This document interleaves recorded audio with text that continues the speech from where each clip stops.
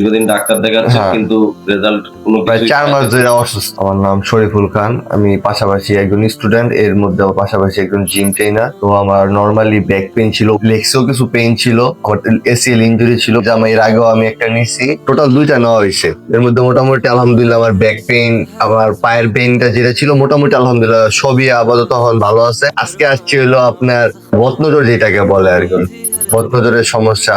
এই কারণে একটু মাইগ্রেনের ব্যথা ছিল, মাথা ব্যথা।